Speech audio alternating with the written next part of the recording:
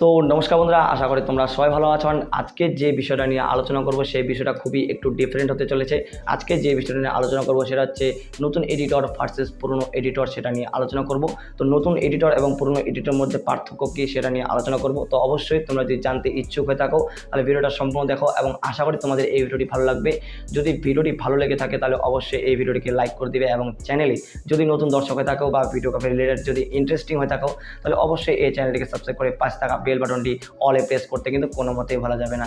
তো চলুন ভিডিওটি স্টার্ট করা যাক, লেটস স্টার্ট। তো বন্ধুরা, নতুন এডিটর ভার্সেস পুরনো এডিটর। তো নতুন এডিটর কি হয়, যখন আমরা প্রথম মোবাইল ফোনে কাইনমাস্টার অ্যাপস বা পাওয়ার ডিরেক্টর এই ধরনের অ্যাপসগুলো যখন ইনস্টল করার পর কি হয়, আমরা যখন ভিডিও এডিটিংয়ের অ্যাপসে ঢুকি বা এন্টার করার পর তখন কিন্তু আমাদের কোনো ধরনের ভিডিও থাকে না যে ভিডিওটা আমরা এডিট করতে পারবো, যে আমাদের পার্সোনাল একটা ভিডিও আমাদের সেই অ্যাপসটাতে এডিট করব।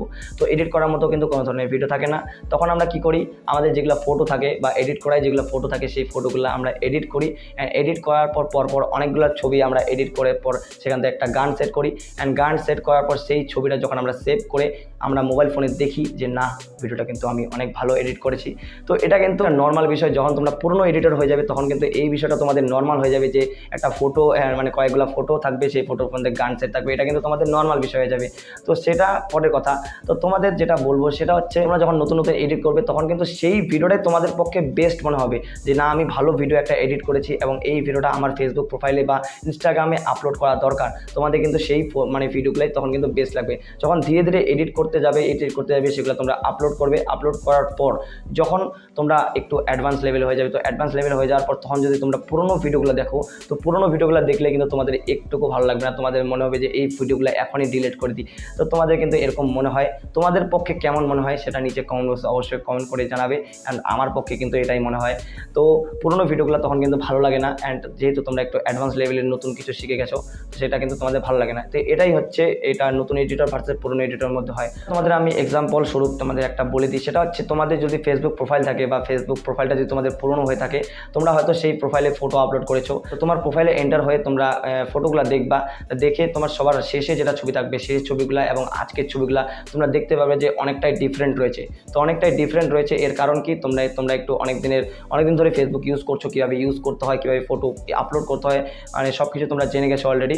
তো এরকমভাবে কিছু ডিফারেন্ট দেখা যায়। কারণ কি, তখন মানে সবার প্রথমে যখন আপনি ভিডিও বা ফটো আপলোড করেছিলেন তখন কিন্তু সেই ভিডিওটাই বা সেই ফটোটাই কিন্তু আপনার কাছে বেস্ট ছিল। তো সেই কারণে কিন্তু সেই ফটোটা আপনি আপনার ফেসবুক প্রোফাইলে আপলোড করেছেন।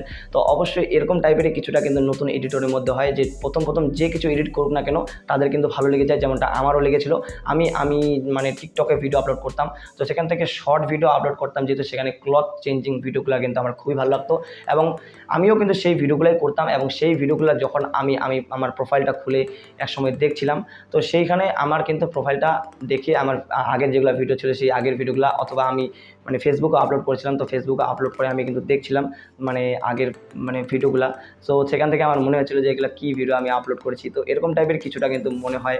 তো এটাই হচ্ছে নতুন এডিটর এবং পুরনো এডিটরের পার্থক্য। এবং যত আপনি এডিট করতে যাবেন, তো আপনি যেহেতু এরকম মানে ফটো ভিডিও এডিট করছেন, এরকম এডিট করতে কিন্তু থামবেন না। আপনারা কিন্তু এডিট করতে যাবেন, প্রথম অবস্থায় কিন্তু মানে একদিনে কিন্তু কোনো কিছু সম্ভব না।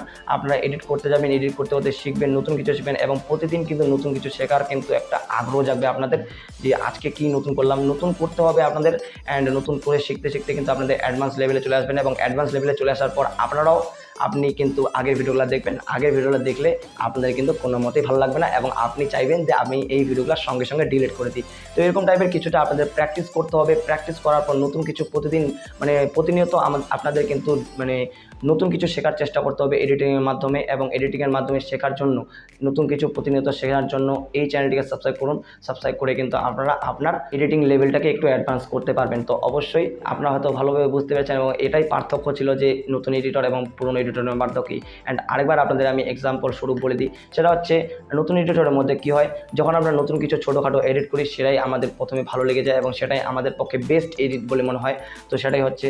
আর এবং যখন আপনারা অ্যাডভান্স লেভেলে চলে আসবেন, সো অ্যাডভান্স লেভেলে আসার পর আপনি কিন্তু একটু হাই কোয়ালিটি চাইবেন এবং নতুন কিছু ভালো মতোভাবে এডিট চাইবেন, সেটা কিন্তু আপনার আগের যেগুলো ভিডিও ছিল সেই ভিডিওগুলো কিন্তু ভালো লাগবে না। তো যেমনটা আপনি নিজে এক্সপেরিমেন্ট করে দেখতে পারবেন, যদি আপনার প্রোফাইল থাকে কোনো কিছু, ফেসবুক প্রোফাইল, যেমনটা আপনাদের বললাম যে ফেসবুক প্রোফাইলে আগের ছবিগুলো আপনারা দেখতে পারেন।